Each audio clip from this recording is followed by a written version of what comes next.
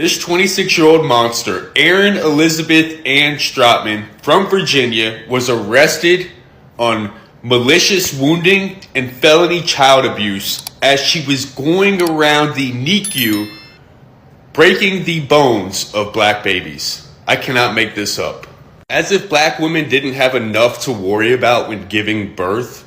In 2021 alone, the maternal mortality rate for non-Hispanic black women in the U.S. was 69.9 deaths per 100,000 live births. This is nearly 3 times the rate of non-Hispanic white women. Studies say some of the contributing factors to this are the cumulative physiological effects of chronic stress. Nobody is disrespected more than black women in this country. Nobody has more obstacles and barriers to face in this country, to overcome in this country, than black women. But I dare to say that the number one reason is because of racial bias in healthcare. So apparently what happened is that these young babies were having unexplained fractures, so the hospital increased surveillance, and the surveillance systems found her breaking the bones of these babies. Now, typically babies that are in NICU are already fighting for dear life, and then you've got monsters like this that are going out there and deliberately, maliciously causing harm. I personally spent 10 years in prison, and I can assure you it will not be nice to her. This nurse targeted black babies and broke the bones of 7 babies at a NIC unit. The abuse occurred at Henrico Doctors Hospital in Virginia. Over a 2-year period, this nurse was breaking the bones of NIC babies, the most vulnerable, and she only targeted black babies. The reason she was discovered is because a couple had their twins at the hospital. One twin was doing better than the other, which is usually the case, and the one twin that was thriving ended up with a broken leg under this nurse's care. Why did it take 7 children? Y'all, this story got me a little bit emotional because it hits really close to home for me. So in Virginia at Henrico Doctors Hospital, they have a NICU, okay? And in that NICU, babies started showing up with unexplained fractures and wounds. Now, this apparently happened over the summer, then it got a little bit better, and then it started happening again. It also happened a few times in 2023, to the point that the NICU said, we are shutting this down, no more NICU admissions until we figure out what's going on. And an investigation was launched. And it turned out a 26-year-old nurse by the name of Elizabeth Strotman was the one who was allegedly committing these acts, apparently for just funsies. Now, she's been charged with malicious wounding and felony child abuse, but let me kind of put my take on this. My daughter was born at 29 weeks and 3 days. We spent 43 days in the NICU. These babies are the most vulnerable of the most vulnerable. And the fact that somebody could harm children, let alone premature infants, is beyond reprehensible, and I hope that the full weight of the law comes down on her. So I will say this too. If you had a child in the NICU at Henrico Doctors Hospital in Virginia and you dealt with a fracture sometime while you were there, you may want to reach out to investigators.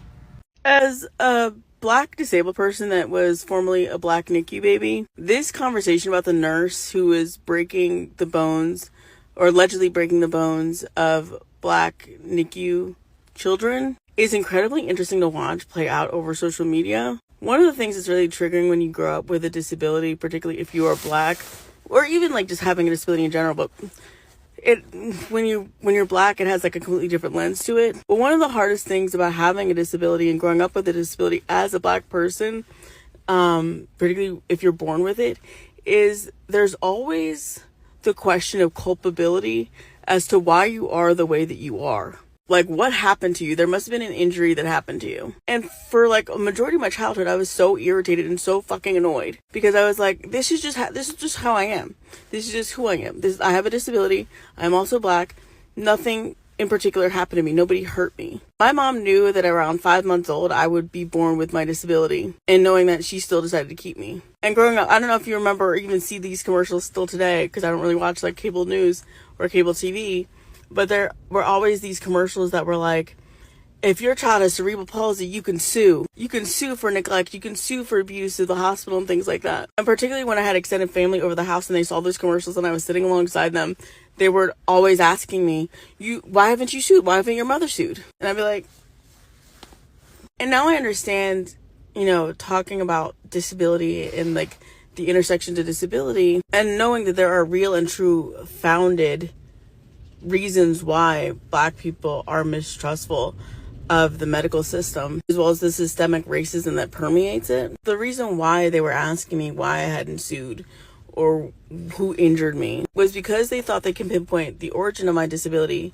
to an individual acting within this racist system, rather than disability also being naturally occurring. If these allegations are proven to be true, I 100% believe that it is a hate crime. But I just want to remind people that this conversation permeates other conversations as well. I don't know what happened to me. I don't know what occurred in the womb that caused me to lose oxygen to the point where my brain died partially. But I also think it's very interesting to watch the rhetoric around this hate crime or alleged hate crime, and to see where those reverberations in my childhood, in terms of how I was spoken to about culpability around my disability, to watch as all that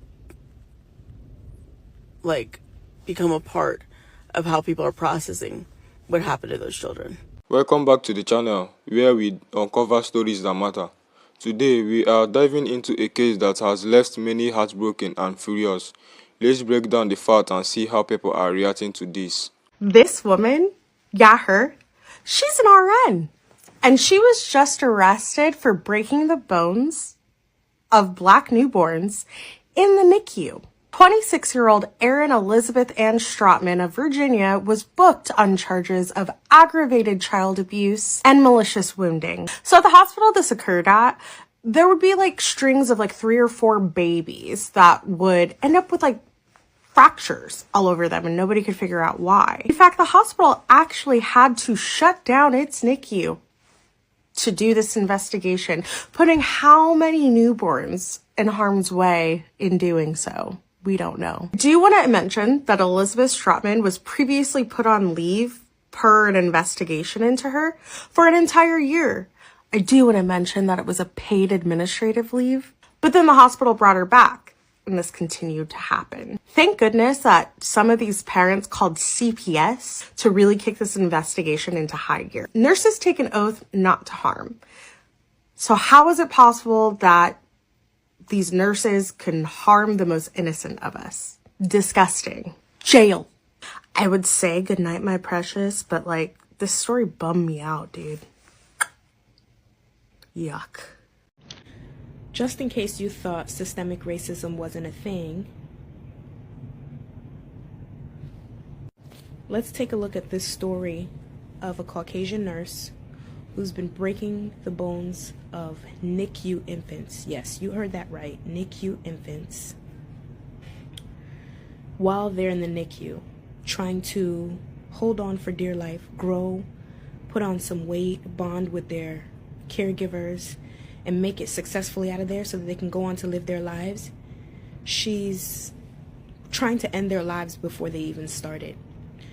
And to think that she was granted paid administrative leave just goes to show you how systemic this racism is. If this is not a sign for us to rally up, get our money up, either leave or be our own bosses, and ensure that we're not entrusting the care of our precious little children to people who could potentially want to harm them, I don't know what is. I am livid. I'm sad. I'm heartbroken for the families of those babies, and I hope they get the justice they deserve by her being, That's all I have to say about that. Alright, today we are diving into one of the most heartbreaking and enraging stories to hit the news recently. A Virginia nurse has been arrested for allegedly breaking the bones of Black newborn babies in a hospital neonatal intensive care unit. This case is horrifying on so many levels, and we need to talk about the broader implications, not just for the families involved, but for society as a whole. First and foremost, let's focus on the victims here. These are innocent, vulnerable babies. Newborns are supposed to be safe havens for newborns facing medical challenges. Families entrust their premature and sick infants to care of medical professions, often during one of the most emotional charged and vulnerable times in their lives. For those families to find out that the very person tasked with ensuring their baby's survival and well-being was causing deliberate harm, that is an unthinkable betrayal. What is even more disturbing is the apparent racial aspect of this crime. Reports indicate that the nurse action specifically targeted black infants. This suggests that we are not only dealing with a case of abuse but also one motivated, deeply rooted racial prejudice. The racial bias in healthcare is a long-standing issue, and this case is a chilling reminder of how dangerous it can be when those bias go unchecked. It's one thing to talk about disparity in care, like black mothers facing higher maternal mortality rates, but this is an extreme example where lives were not just neglected, they were deliberately endangered. Let's pause here to reflect on systemic issues that allow this to happen. How does someone like this get hired in the first place? Was there a failure in vetting process? Did the hospital have protocols in place to detect and respond to signs of abuse? And if they did, where wasn't those protocols effective? These are questions that need to be answered and answered publicly. This isn't just about one individual committing a tremendous act. This is about how an entire system enabled those acts to continue unchecked. Now let's shift gears and talk about the public reactions to this case because, as expected, the outrage has been immense. Social media has been flooded with comments ranging from heartbreak for families to outright fury at the racial component of this crime. Many are calling for systemic reform in healthcare and criminal justice. There has also been significant discourse around the idea of accountability, not just for the nurse involved, but for the hospital and its leadership. People are demanding transparency, and rightly so. Hospitals owe it to the families they serve to ensure that their staff are not only competent, but also trustworthy and compassionate. One recurring theme in the reactions I have seen is a call for harsher penalties for crimes like this. People are saying that the justice system needs to send a clear message. If you abuse your position of trust, especially in a way that targets the most vulnerable members of society, you will face the full force of the law. And honestly, it's hard to argue with that sentiment. But we also need to think beyond punishments. What are we doing to prevent this from happening again? How are we addressing the systemic racism that allows someone to feel emboldened enough to target black infants in the first place? This brings us to the topic of implicit bias in healthcare. Studies have shown time and again that black patients often receive worse care than their white counterparts. This bias can manifest in many ways: pain being dismissed, symptoms being overlooked, or in this case, deliberate harm being inflated. If we want to create a truly equitable healthcare system, we need to start by acknowledging this bias and implicating mandatory training programs for healthcare workers. And I don't mean a 1 hour PowerPoint presentation that everyone forgets the moment it's over. I'm talking about comprehensive, ongoing training that's integrated into every aspect of medical education and practice. But even with training, accountability has to be at the forefront. Hospitals and healthcare institutions must create an environment where unethical behavior is not just discouraged but actively monitored and addressed. Whistleblower protection are crucial here because, let's be real, someone probably noticed something was off before the nurse was arrested. Were they too afraid to speak up? Did they feel like their concerns would be dismissed? These are questions we need to answer to because creating a culture of accountability is the only way to prevent future strategies. Beyond the healthcare system, this case also forces us to confront someone uncomfortable truth and about society at large. Racism is not just an abstract concept, it's a daily reality that can have devastating consequences. And when that racism intersects with institutions that wield immense power, like healthcare, the result can be catastrophic. We have to be willing to have these difficult conversations, even when they make us uncomfortable, because ignoring the problem doesn't make it go away. So, where do we go from here? For starters, there needs to be a true investigation into this case, not just to prosecute the nurse involved, but to uncover any systemic failures that allow her to operate unchecked. Hospitals across the country should take this as a wake-up call to review their own policy and practices. Are there gaps in their hiring processes? Are staff adequately trained to recognize and report abuse? These are questions every healthcare institution should be asking right now. On a broader level, we need to keep pushing for systemic change. This means advocating for policy that address racial disparity in healthcare, supporting organizations that work to hold institutions accountable, and perhaps most importantly, refusing to let stories like this fade into the background. It's easy to move on to the next headline, but real change takes sustained attention and effort. In closing, I want to emphasize that this case is a tragic on so many levels. It's a real tragic for the babies who were harmed, for the families whose trust was betrayed, and for the society that has failed to protect its vulnerable members. But it's also an opportunity to confront uncomfortable truths, demand accountability, and push for a better, more just system. Let's not let this moment pass us by. Let's use it as a catalyst for change, because no family should ever have to endure what these families have endured, and no child should ever have to suffer because of the biases or failures of the system meant to protect them.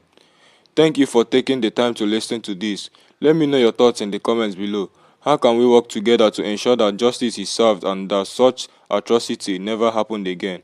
And don't forget to like, subscribe, and hit the notification bell to stay updated on this story and more. I will see you in the next video.